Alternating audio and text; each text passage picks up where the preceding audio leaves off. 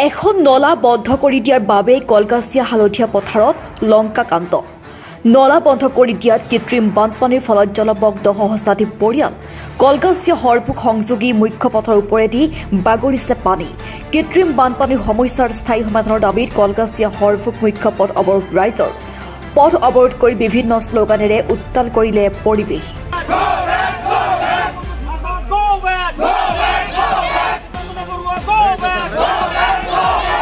বৰপেটা জিলাৰ কলগাছিয়া ৰাজচক্ৰ অন্তৰ্গত হালধীয়া পথাৰত কৃত্ৰিম বানপানীৰ কবলত প্ৰায় সহস্ৰাধিক লোক।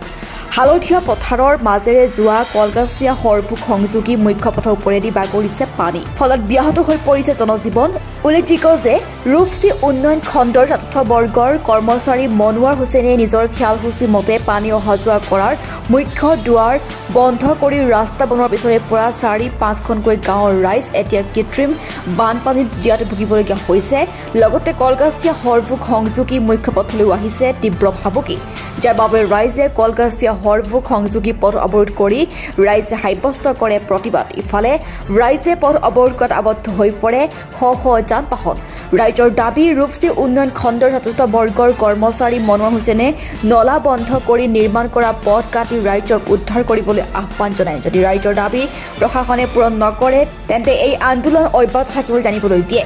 পৰৱৰ্তী সময়ত ঘটনাস্থলীত কলগাছিয়া ৰাজচক্ৰ চক্ৰ বিষয়া আৰু আৰক্ষী উপস্থিত হৈ পৰিৱেশ নিয়ন্ত্ৰণ কৰে বুলি জানিব পৰা গৈছে। 5 বছৰ পূৰ্বৰ পৰা বাৰিষা কালত হালদিয়া পথাৰৰ দক্ষিণ অংশ, হালদিয়া গাঁৱৰ পশ্চিম দক্ষিণ অংশ আৰু দেওকুৰা গাঁৱৰ উত্তৰ অংশ পানীৰ তলত বুৰ গৈ থাকে। পূৰ্বে এখন এই প্ৰধান ঘাইপথটোত এখন দলং আছিল হালদিয়া পথাৰৰ দক্ষিণ প্ৰান্তত। উক্ত দলংখন উঠাই পেলাই তাত কালভাৰ্টৰ ব্যৱস্থা কৰিছে চৰকাৰৰ পক্ষৰ পৰা।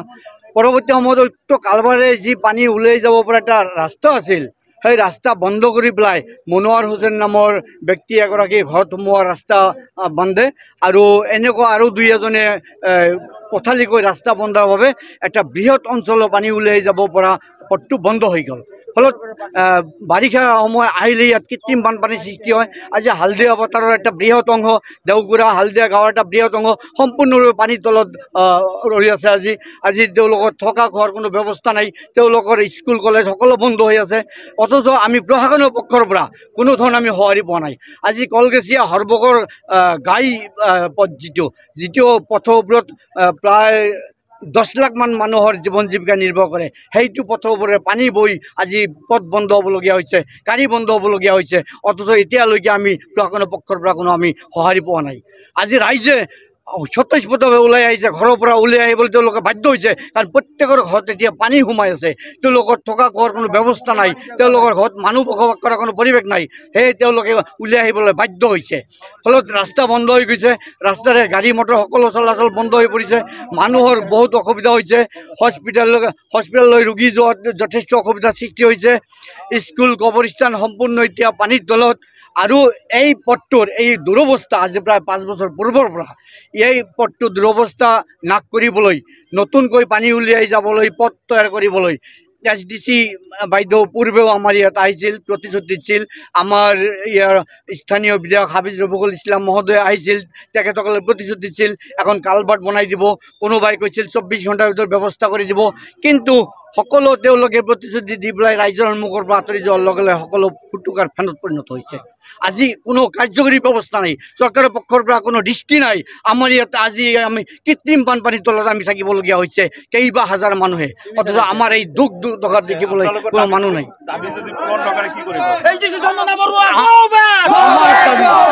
আমাৰ দাবী পূৰণ হ'বই লাগিব। আমাৰ দাবী পূৰণ নোহোৱালৈকে আমি আন্দোলন অব্যাহত ৰাখিম, আমি আন্দোলন কৰিবলৈ বাধ্য হ'ম। ৰোড অৱৰোধ হোৱাৰ এটাই কাৰণ যে আমাৰ এই অঞ্চলত অলপ বৰষুণৰ পানীতে কৃত্ৰিম বানপানীৰ সৃষ্টি হয়। আৰু এই কৃত্ৰিম বানপানীৰ কাৰণে আমাৰ এই অঞ্চলৰ হাজাৰ হাজাৰ বিঘা মাটি পানীৰ তলত, আপোনাৰ কবৰস্থান, লগতে মানুহৰ টয়লেট বাথৰুম এইবিলাক চব পানীৰ তলত, এই সামান্য বৰষুণৰ পানীৰ কাৰণে। আৰু এই অৱস্থাৰ কাৰণে এজন ব্যক্তি বিশেষভাৱে দায়ী, সেইজন হ'ল মনোৱাৰ হুছেইন, যিজন আমাৰ এই ব্লকৰ চতুৰ্থ বৰ্গৰ কৰ্মচাৰী। তেখেতৰ কাৰণে আগৰ যিটো পানী ওলাই যাব পৰা কালভাৰ্ট আছিল তেখেতৰ ঘৰৰ চোতালৰ সন্মুখত, সেই কালভাৰ্টটো তেখেতে বন্ধ কৰি দিছে। সেই লৈ 2022 চনত গণতান্ত্ৰিকভাৱে এটা আন্দোলন হৈছিল। সেই আন্দোলনৰ কাৰ্যসূচীত মানে এই অঞ্চলৰ হাজাৰ হাজাৰ মানুহে অংশগ্ৰহণ কৰিছিল, যাৰ ফলত আমাৰ তেতিয়াৰ মানে বৰ্তমানৰ যিজন SDC বাইদেউ আছে চন্দনা বৰুৱা বাইদেউ, তেখেতে আহিছিল 2012 চনত সন্ধিয়া সময়ত আহি তেখেতে প্ৰতিশ্ৰুতি দিছিল যে অহাকালি 10টাৰ ভিতৰত আমি এই কালভাৰ্টটো উঠাই তাত নতুনকৈ ডাঙৰ এটা কালভাৰ্ট বনাই পানী ওলাই যাব পৰা আমি এটা ব্যৱস্থা কৰিম। সেই হিচাপে ৰাইজে গুচি আহিছিল তেখেতৰ কথাৰ প্ৰতি মানে বিশ্বাস কৰি। পৰৱৰ্তী সময়ত দেখা গ'ল যে কালভাৰ্টটো মানে উঠোৱা নাই, বৰঞ্চ এইবাৰ আকৌ মানে তাত পৰিপূৰ্ণভাৱে বান সৃষ্টি কৰি আমাৰ এই অঞ্চলত কৃত্ৰিম বানপানী সৃষ্টি কৰিছে, যাৰ ফলত এই অঞ্চলৰ মানুহ মানে যিহেতু ভুগিব লগা হৈছে। এতিয়া কথা হ'ল যে আমাৰ এই অঞ্চলৰ বৃহত্তৰ মানে ৰাইজৰ খাতিৰত বিভাগীয়ভাৱে এই বস্তুটো অনতিপলমে মানে কালভাৰ্টটো পুনৰ মানে বহাব লাগে, ৰাস্তাটো কাটি আৰু পানী ওলাই যাব পৰা ব্যৱস্থা কৰিব লাগে। এইটো আমাৰ ৰাইজৰ তৰফৰ পৰা বিভাগীয় কৰ্তৃপক্ষৰ ওচৰত বিনম্ৰভাৱে এটা আবেদন জনালোঁ আপোনালোকৰ জৰিয়তে। ধন্যবাদ। বৰ্তমানে কাৰ্যসূচী আমি বৰ্তমান আজি মানে ৰাইজৰ তৰফৰ পৰা স্বতঃস্ফূৰ্তভাৱে ইয়াত পথ অৱৰোধ কৰিছোঁ। যেতিয়া ৰাইজে পথ অৱৰোধ কৰিছে আমি দূৰত আছিলোঁ, আহি মানে ইয়াত অংশগ্ৰহণ কৰিলোঁ আৰু এই মুহূৰ্তত আপোনালোকৰ হাতত বাদ দি আছোঁ। মানে ৰাইজে যেতিয়ালৈকে এই ৰাস্তাটো আপোনাৰ পানী ওলাই যাব পৰা ব্যৱস্থা নকৰে তেতিয়ালৈকে গণতান্ত্ৰিকভাৱে এনেকুৱা ধৰণৰ আন্দোলনৰ কাৰ্যসূচী ৰাইজৰ তৰফৰ পৰা অব্যাহত থাকিব ভৱিষ্যতে।